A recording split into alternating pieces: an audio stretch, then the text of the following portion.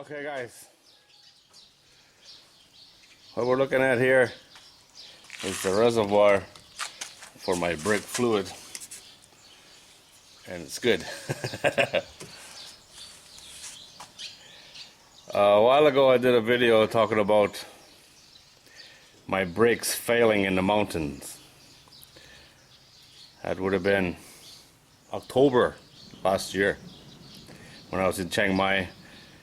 I was up in the mountains about 40 kilometers back and my brakes went out. Pretty scary feeling when you go to hit the brakes and your foot slams into the floor.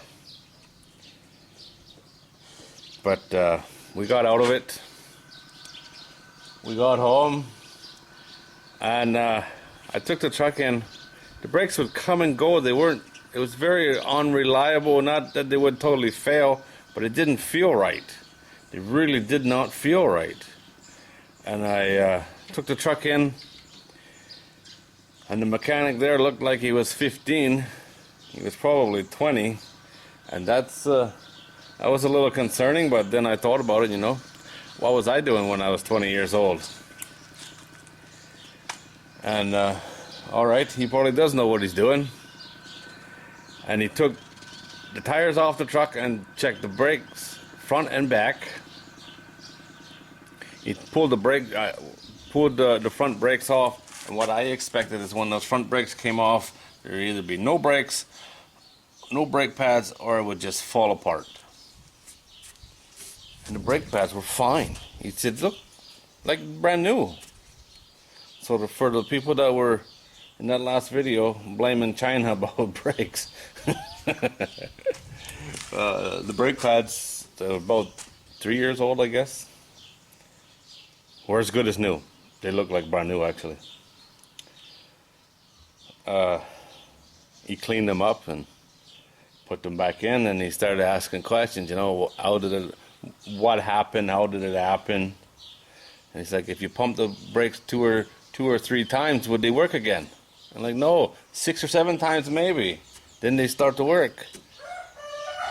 And he opened the hood and he pointed right here. This is your problem. I'm like, okay. He said, you have to replace this. I'm thinking, gee, that's not good. And but if that's the problem, that's the problem. I'm not messing around with brakes. And before we went on the trip, I got the truck serviced, and one part of the service was new brake fluid. And at first I'm thinking, it's just the brake fluid, right?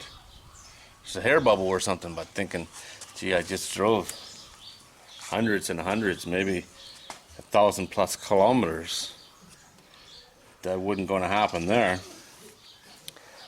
And don't do that. Up in the mountains, when it happened the first time, when I finally stopped, I checked the fluid level, it was good. I checked the temperature of the fluid just by sticking my finger in there, and it was, you know, room temperature, body temperature. Not hot, not cold. But if I put my hand inside the tire where the brakes are, that was hot. That was really, really hot. So, anyway, he said, okay, we'll fix this one. And he sent his helper out on a motorbike to go get the stuff to fix it with. When he came back, he had a little tiny baggie like this with 2 or 3 hole rings in it, and that was it. I'm thinking, this is going to fix the problem? So he pulled all this off, cleaned it all out, replaced I think it was just O-rings. There might have been a seal as well. Wasn't much in that bag, that's for sure. And put it all back together. About 3/4 of a liter of brake fluid. And he said, okay. And he took it for a drive himself. Went down the highway, came back. He said, it's good. You gotta relax, yeah?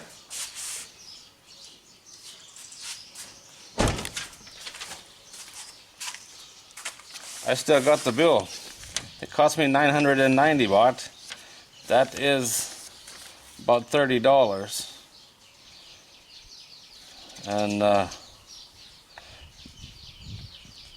The O-rings cost 650 baht.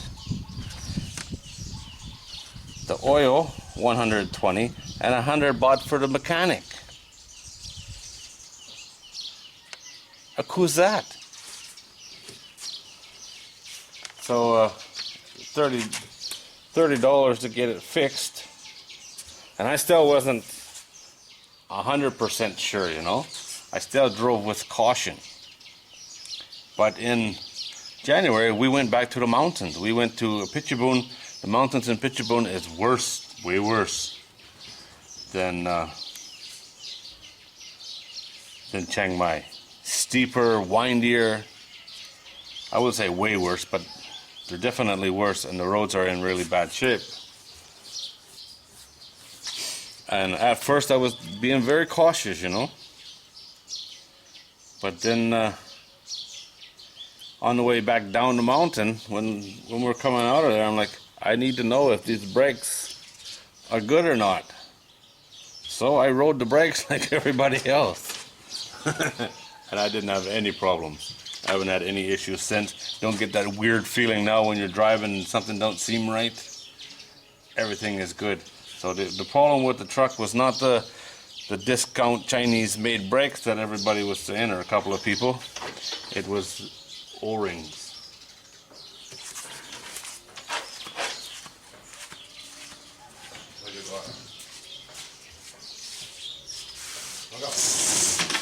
No, Dick! Oh, it's a rat!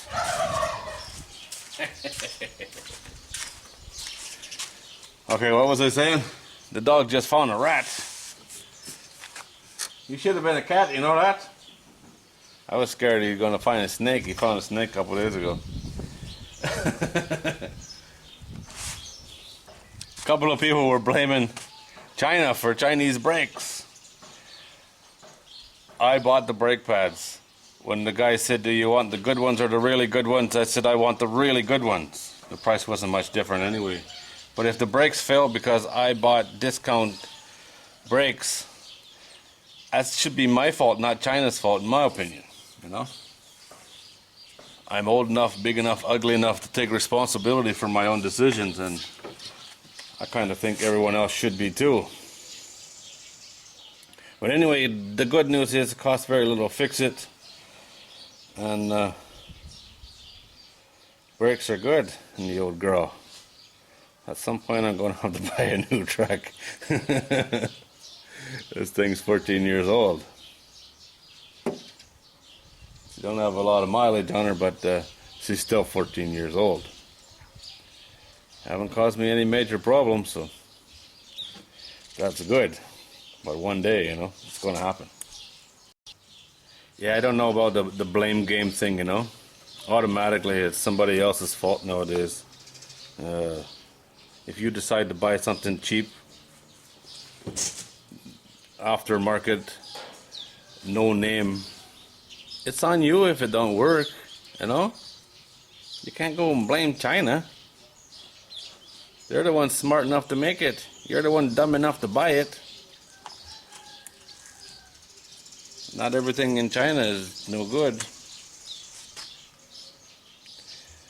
but some is. It is a gamble, especially if you're buying no-name stuff. But I would never go the discount route on anything with brakes or safety stuff. That being said, I work with a guy in Wales. He made hardwood brake pads for his truck, and he was still using them when I left. Wooden brake pads, and they work fine. For some reason.